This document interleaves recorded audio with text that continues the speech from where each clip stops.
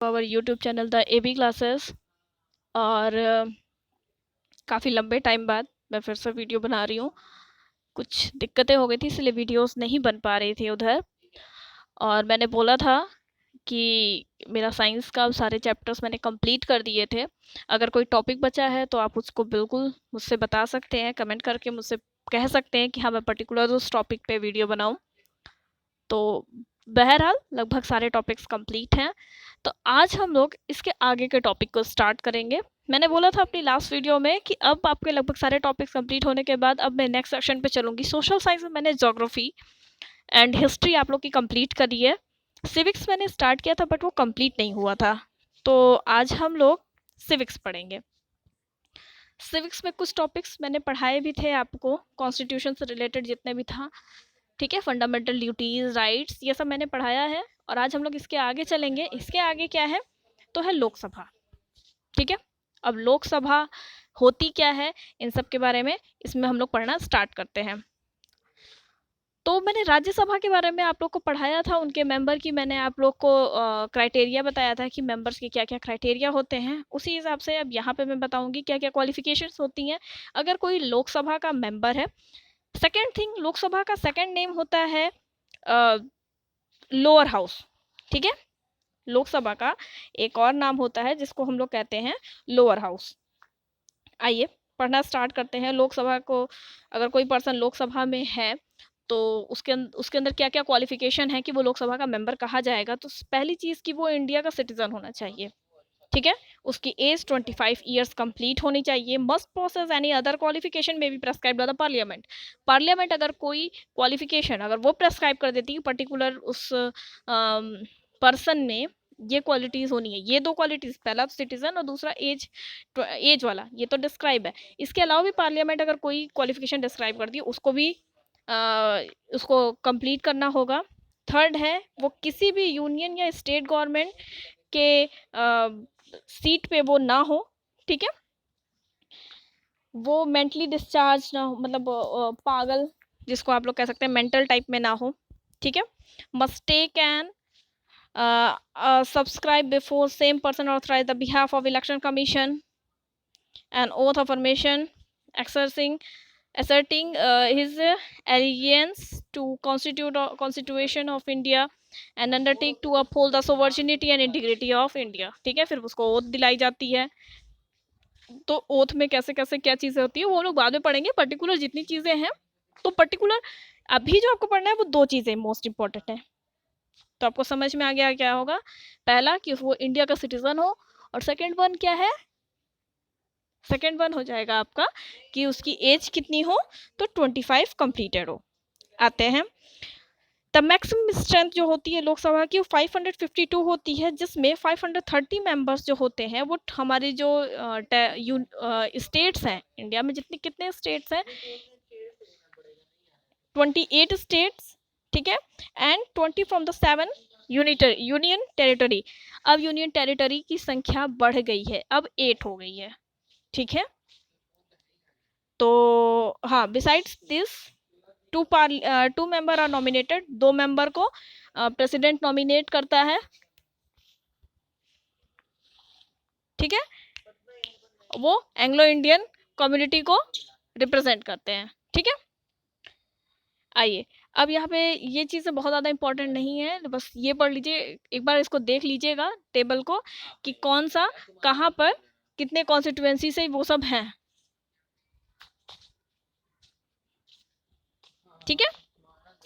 Next आते हैं function and parliament, function and power of parliament, क्या क्या पावर्स होती हैं इनके पास, ठीक है। तो आप देख ही रहे हैं भाई, अगर पूरा इंडिया किसी से चल रहा है, ठीक है, तो उसको पावर जो है वो बेसिकली किसके पास है, तो कहीं ना कहीं वो कॉन्स्टिट्यूशन के पास है। और कॉन्स्टिट्यूशन में कुछ भी करने का काम या तो हमारी पार्लियामेंट कर सकती है और या फिर सुप्रीम कोर्ट, ठीक है। तो ये बहुत बड़ी बॉडी है इंडिया के अंदर। नेक्स्ट आते हैं स्पीकर ऑफ लोकसभा। लोकसभा का जो स्पीकर होता है वो, उसके लिए भी वो कौन होता है, तो लोकसभा का स्पीकर है, यानी वो प्रेसिडाइंग ऑफिस ऑफ द हाउस, मतलब वो सबसे बड़ा है उस हाउस में। He is elected by member of house among themselves, वो जितने मेंबर्स होते हैं लोकसभा के उन्हीं में से कोई एक को चुना जाता है, उसी में से कोई एक होता है.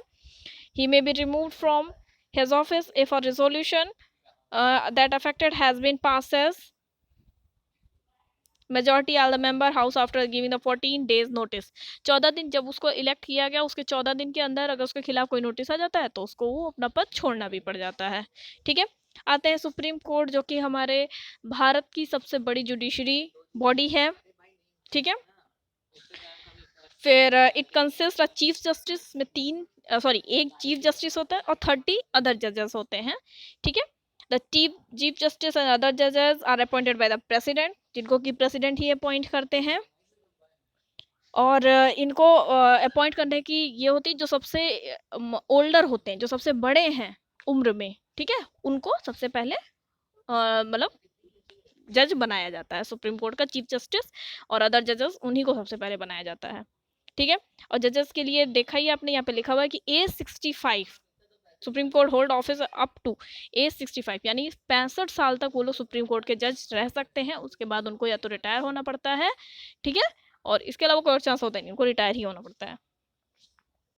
Supreme court of India dispute किसके किसके सुप्रीम कोर्ट में हम लोग कौन कौन सा केसेस देखते हैं तो वो देख लीजिए. Between the government of India and one और मोर स्टेट्स. ठीक है. दूसरा है between of government of India and any states और बिटवीन ऑफ 2 और मोर स्टेट्स. ठीक है.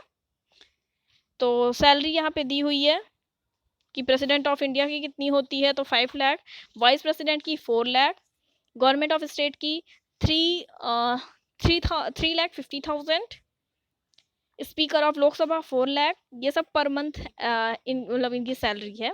चीफ जस्टिस की 2,80,000, chief justice of high court and other जजेस ऑफ सुप्रीम कोर्ट, मैंने बताया था कि 8 चीफ जस्टिस होते हैं, बाकी अदर 30 सुप्रीम कोर्ट में अदर भी जजेस होते हैं. ठीक है. एक चीफ जस्टिस बाकी 30 अदर जजेस.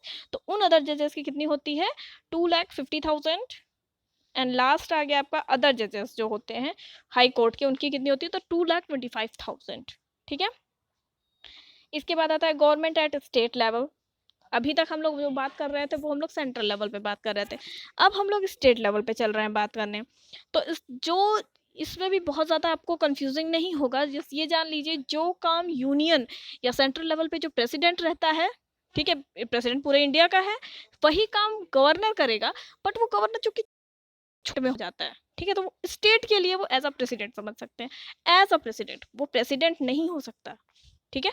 प्रेसिडेंट पूरे के पूरे इंडिया का है. ठीक है. तो ये चीज़ें डिफरेंस रखिएगा. जो काम सीएम का स्टेट में होता है, पीएम है, पीएम पूरे के पूरे इंडिया के लिए है, बट सीएम अपने स्टेट के लिए होता है. ठीक है. तो गवर्नमेंट की यहाँ पे क्वालिटीज़ है. स्टेट काउंसिल ऑफ मिनिस्टर होते हैं, सेम वही जैसे लोकसभा और राज्यसभा होते हैं. ठीक है. स्टेट काउंसिल ऑफ मिनिस्टर्स उसमें भी आपकी होती थी, यूनियन काउंसिल्स होती थी, मिनिस्टर काउंसिल्स होती थी. आते हैं लेजिस्लेचर, जो हमारे यहाँ विधान परिषद और विधान सभाएं होती हैं. लेजिस्लेटिव हम लोग का जो सिस्टम है ये देखिए लिखा भी हुआ है यहाँ पे. आप लोग बहुत लेजिस्लेचर में एवरी स्टेट के पास लेजिस्लेचर होता ही होता है. कुछ स्टेट के पास 1 है, कुछ स्टेट के पास 2 होता है. जिनके पास 1 होता है उनके पास केवल और केवल लेजिस्लेटिव असेंबली यानी विधान सभा होती है. ठीक है. और जिनके पास 2 होते हैं उनके पास लेजिस्लेटिव असेंबली के साथ साथ लेजिस्लेटिव काउंसिल भी होती है. ठीक.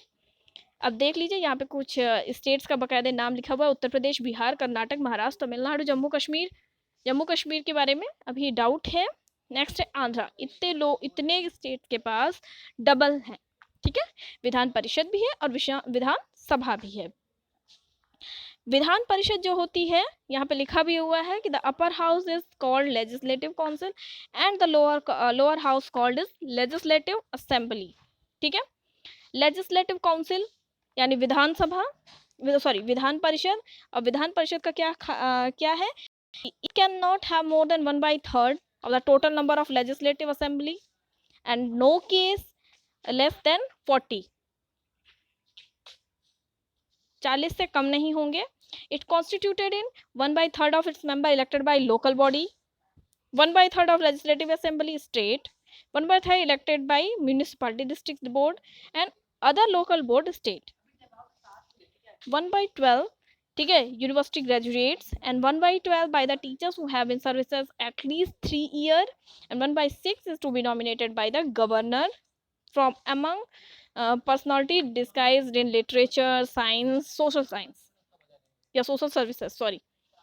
The legislative council can not be dissolve, जैसे वहाँ पे राज्यसभा थी कि वो डिसॉल्व नहीं हो सकती थी, वैसे यहाँ पे ये भी डिसॉल्व नहीं हो सकती है।